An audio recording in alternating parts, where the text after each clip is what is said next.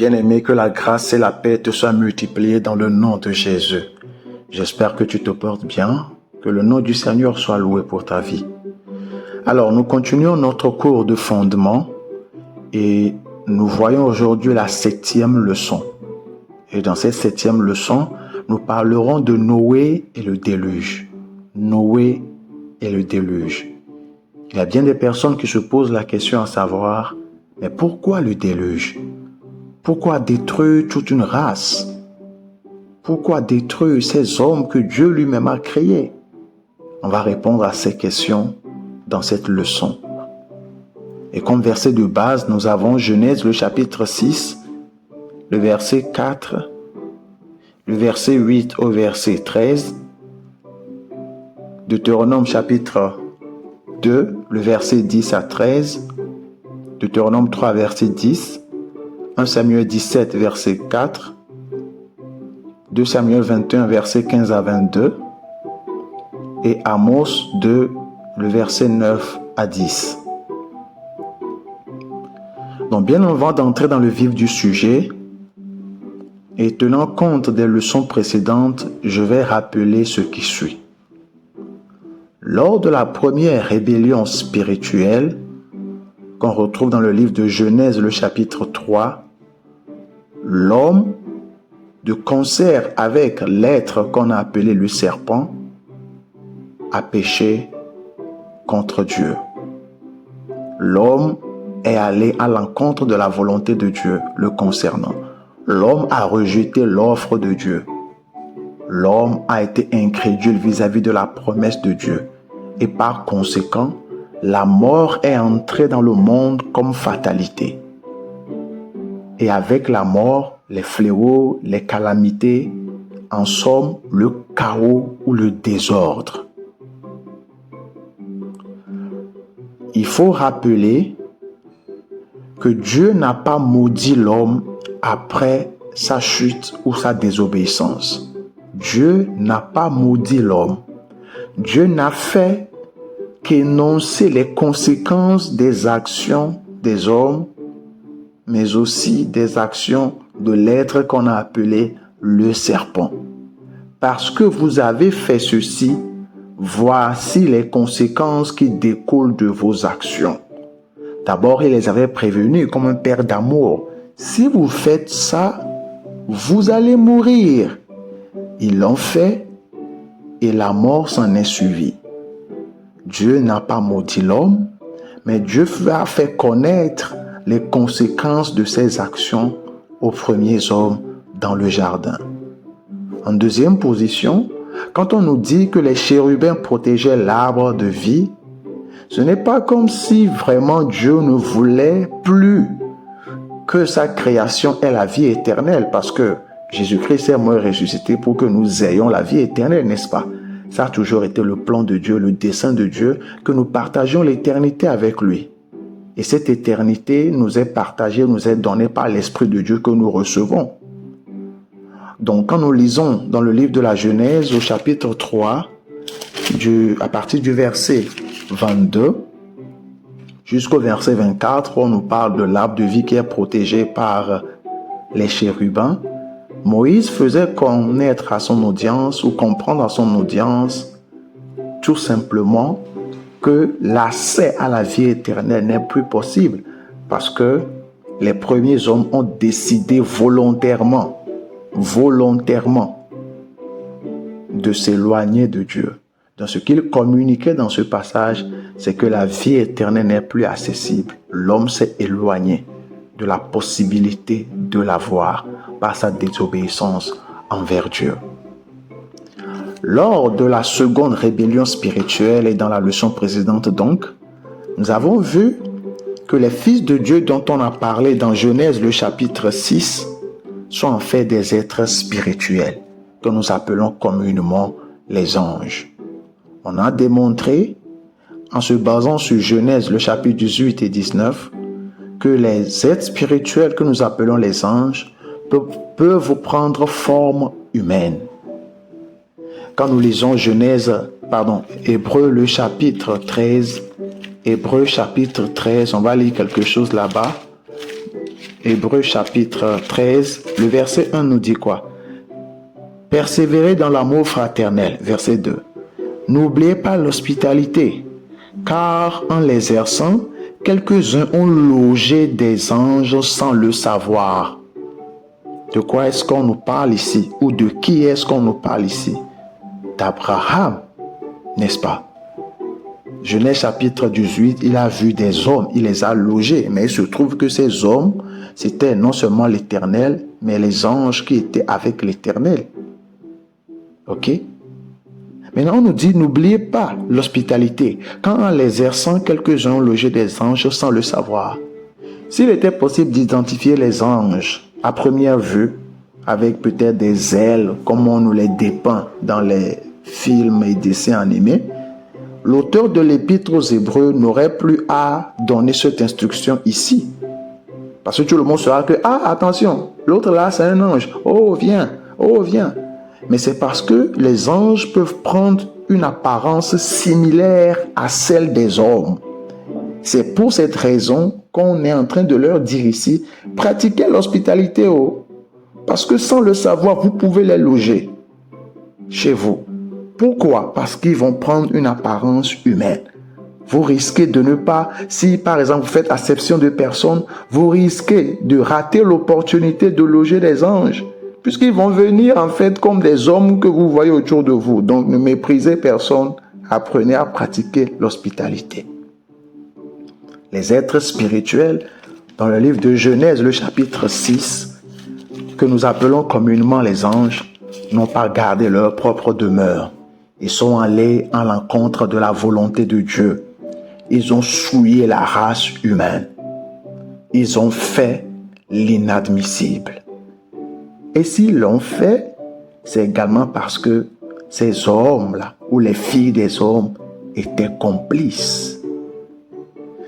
Dieu a créé les êtres humains de telle sorte qu'ils peuvent interagir avec le monde spirituel. Parce que Dieu est esprit. Donc, on a déjà vu qu'il veut communier avec sa famille, n'est-ce pas? Donc, il nous a créé de telle sorte que la communication avec lui-même qui est esprit, mais aussi avec les anges qu'il a créés soit possible. Donc, l'être humain sera indéniablement influencé par les êtres spirituels. Donc, Dieu et puis, bien évidemment, les anges. Les anges, je comprends. C'est comme cela que Dieu nous a créés.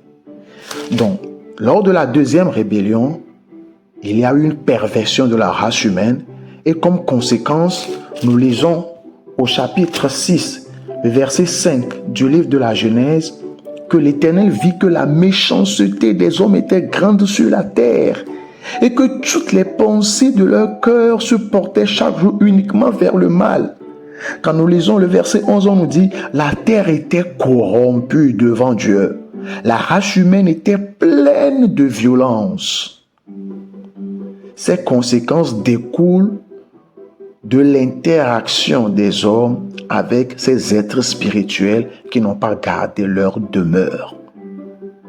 Parce que bien avant qu'on ne parle d'eux, Adam a eu des fils et des filles, comme on le voit dans le livre de Genèse chapitre 5. Ils ont pendant longtemps vécu sur la terre. Mais à un moment donné, quand il y a eu ce mélange-là, la violence, la méchanceté s'est proliférée sur la terre. C'est ce qu'on nous fait voir ici.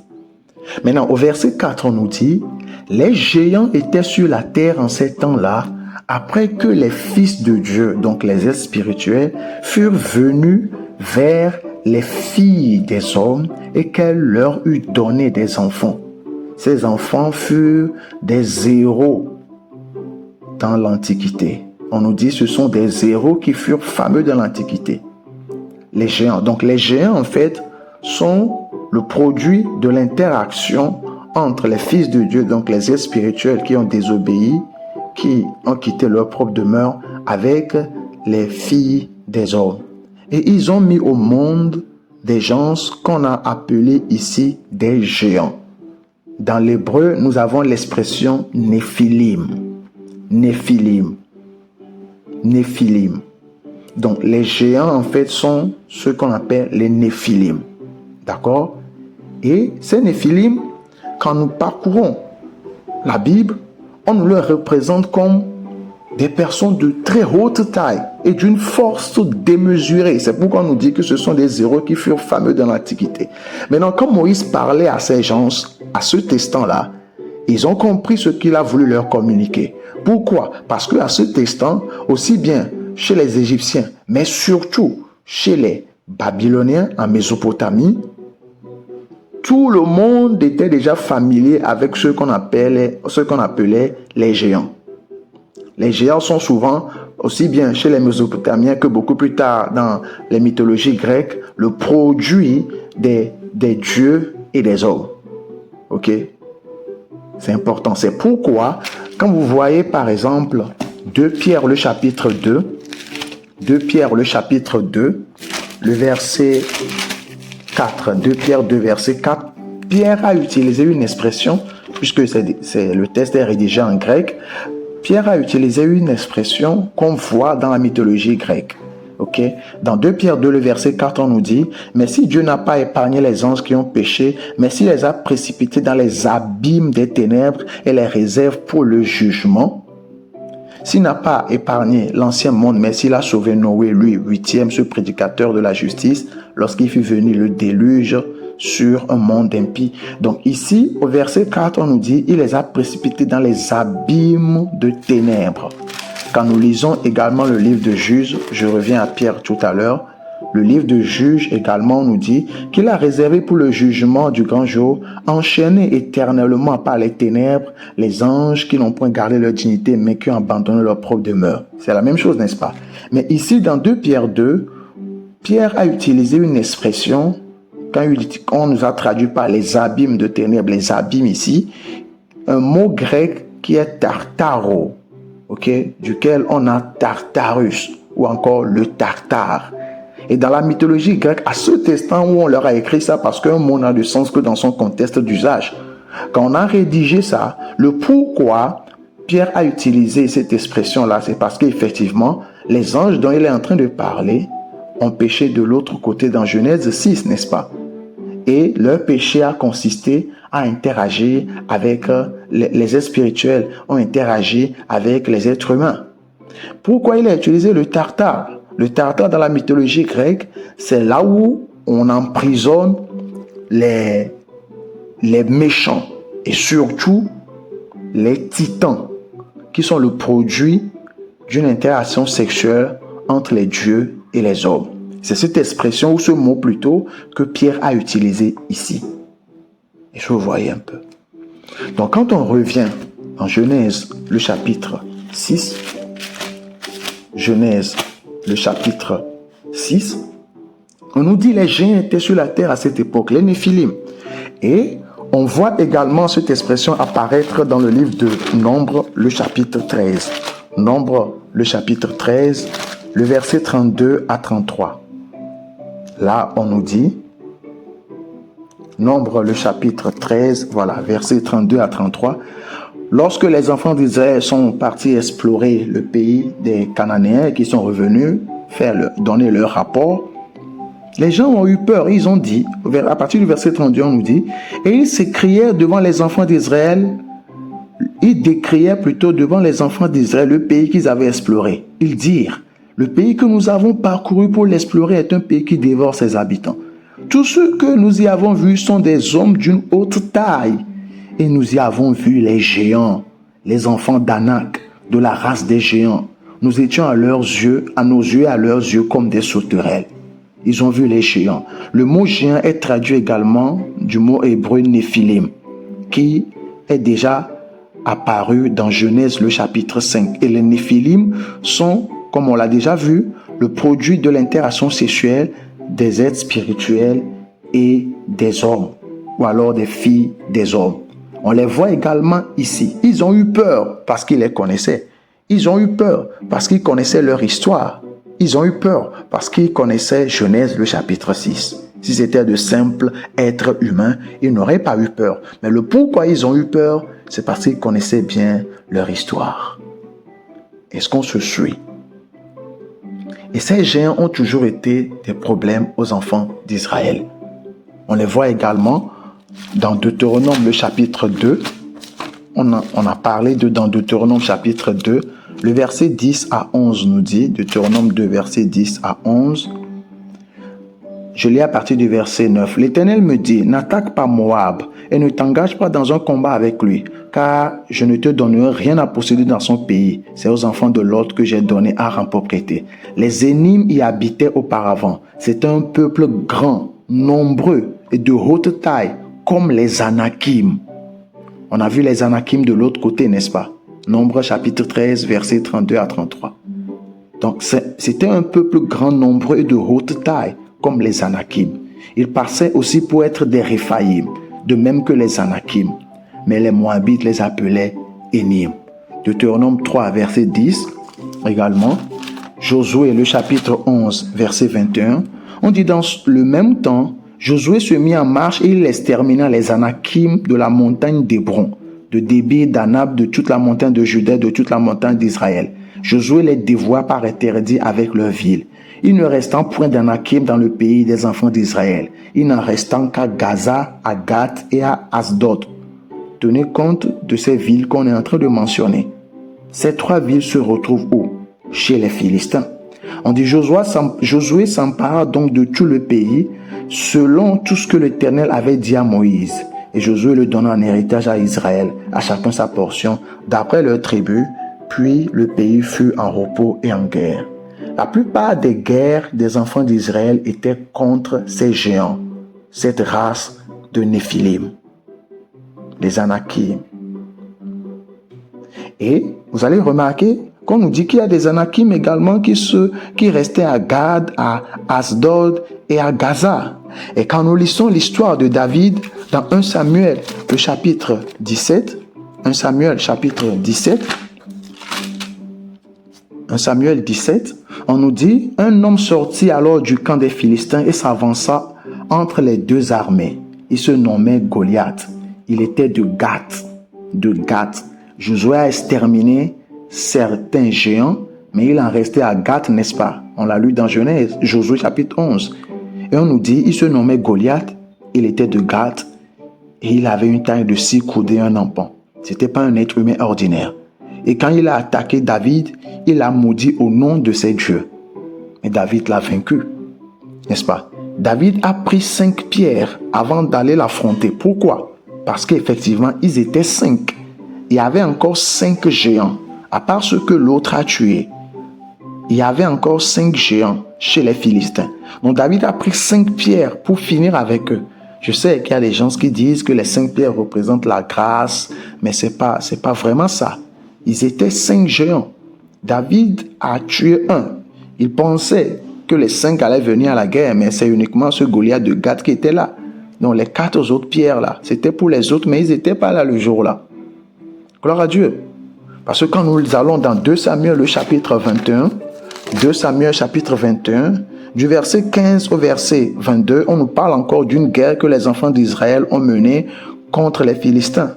Et là, on a parlé encore de 4 autres géants. 4 autres géants qui faisaient partie des Philistins également, que les hommes de David ont tués. Au verset 22, on nous dit, ces 4 hommes étaient des enfants de Rapha à Gath. Ils périrent par la main de David et par la main de ses serviteurs. Et quand vous lisez de façon spécifique, ce sont les serviteurs qui ont tué ces 4-là. Mais David était leur chef quand ils sont allés en guerre. C'est pourquoi on a mis, ils ont péri par la main de David et par la main de ses serviteurs. David a tué un. Les 4 autres qui restaient, ses serviteurs, les ont également tués. Est-ce que vous voyez un peu? Donc, il y avait ces géants sur la terre à cette époque-là. Et la méchanceté, la violence se multipliait à cet instant-là. La race humaine était souillée. La race humaine n'était plus pure. Il y avait des Néphilim, des géants qui étaient sur cette terre. Chaque fois que les êtres spirituels venaient vers les filles des hommes. Et de par ces interactions, la méchanceté s'est proliférée sur la terre. Mais le monsieur qu'on appelle Noé en cru en l'Éternel.